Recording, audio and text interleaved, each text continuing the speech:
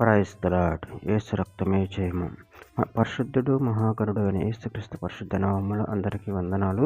చిన్న ప్రార్థన ద్వారా ఉదయకాల వాక్యాధారం చేసుకుందాము. పరిశుద్ధుడ మహాగణుడు అయిన దేవ యేసయ్య, సర్వాధికారినైనా మీకే వేలది వందనములు, కృతజ్ఞత, స్తుతి, స్తోత్రం చెల్లించుకుంటున్నాను దేవ ఉదయకాలం ప్రభు వాక్య భాగం ధ్యానిస్తుండగా వాక్య భాగం మాకు అర్థమవుట్లు సహాయం చేసి మీ కృపలో బలపరిచి మీకు మాదిరిగా మమ్మల్ని నడిపించమని చిన్న ప్రార్థన ప్రభు యేసుక్రీస్తు పరిశుద్ధ నామములో అడిగి వేడుకుంటున్నాను తండ్రి. ఆమేన్ ఆమేన్. పేతురు రాసిన మొదటి పత్రిక 1:23 ఏలియనగా సర్వ శరీరులు గడ్డిని పోలిన వారు, వారి అందమంతు గడ్డి పువ్వు వలె ఉన్నది. ఆమేన్. దేవుడి వాక్య భాగం దీవించును గాక. ప్రభునందు ప్రియులారా, ఇక్కడ వాక్య భాగంలో గమనించినట్లయితే ఏలియనగా సర్వ శరీరులు గడ్డిని పోలిన వారు, వారి అందమంతు గడ్డి పువ్వు వలె ఉన్నది. అదేవిధంగా ఇక్కడ వాక్య భాగంలో గమనించినట్లయితే రోమిలకు రాసిన పత్రిక 1:23 వారు అక్షయుడకు దేవుని మహిమను క్షయమగు మనుషుల యొక్క, పశువుల యొక్క, చతుష్పద జంతువుల యొక్క, పురుగుల యొక్క ప్రతిమా స్వరూపముగా మార్చిరి. కొరింథీయులకు రాసిన మొదటి పత్రిక 15:53-54 క్షయమైన ఈ శరీరం అక్షయతను ధరించుకొనవలసి ఉన్నది, మర్త్యమైన ఈ శరీరం అమర్త్యతను ధరించుకొనవలసి ఉన్నది.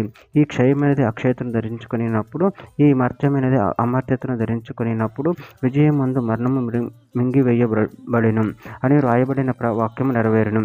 యోహాను రాసిన మొదటి పత్రిక 3:9 దేవుని మూలంగా పుట్టిన ప్రతి వానిలో ఆయన బీజం నిలుచును గనుక వాడు పాపం చేయుడు, వాడు దేవుని మూలంగా పుట్టిన వాడు గనుక పాపం చేయజాలడు. హెబ్రీయులకు రాసిన పత్రిక 4:12 ఎందుకనగా దేవుని వాక్యం సజీవమై బలము గలదే, రెండంచులు గల ఇటువంటి ఖడ్గము కంటిన వాడిగా ఉండి ప్రాణాత్మలను, కీళ్లను, మూలుగును విభజించినంత మట్టుకు దూరుచు హృదయము యొక్క తలంపులను, ఆలోచనలు శోధించుతున్నది.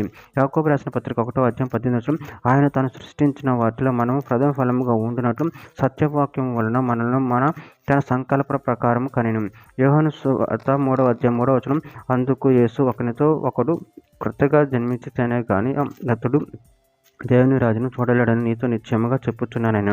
రోమిలకు రాసిన పత్రిక 10:17 కాగా వినుట వలన విశ్వాసము కలుగును, వినుట క్రీస్తును గురించిన మాట వలన కలుగును. చివరిగా ఒక మాట యోహాను రాసిన రెండవ పత్రిక 1:5 కాగా అమ్మ క్రొత్త ఆజ్ఞ నీకు రాసినట్టు కాదు గాని మొదటి నుండి మనకు కలిగిన ఆజ్ఞను రాయొచ్చు, మనము ఒకరినొకరు ప్రేమింపవాలని నిన్ను వేడుకొనుచున్నాను. ఆమేన్. దేవుడి వాక్య భాగం దీవించిన గాక. చిన్న ప్రార్థన చేసుకుందాము. పరిశుద్ధుడ మహాగణుడైన దేవేశ, మీరు ఇచ్చిన వాక్యాన్ని బట్టి ప్రేమ కృతజ్ఞతలు చెల్లించుకుంటాను తండ్రి. దాన్ని మీ ఒకరినొకరు ప్రేమ కలిగి ఉండి నిన్ను మహిమపరిచి కనపరచుకుంటే శక్తిని బలాన్ని మాకు అనుగ్రహించి మీ ప్రేమ కృప మమ్మల్ని నిరంతరం కాచి కాపాడమని చిన్న ప్రార్థన ఈ నామములో అడిగి వేడుకుంటున్నాను తండ్రి. ఆమేన్ ఆమేన్.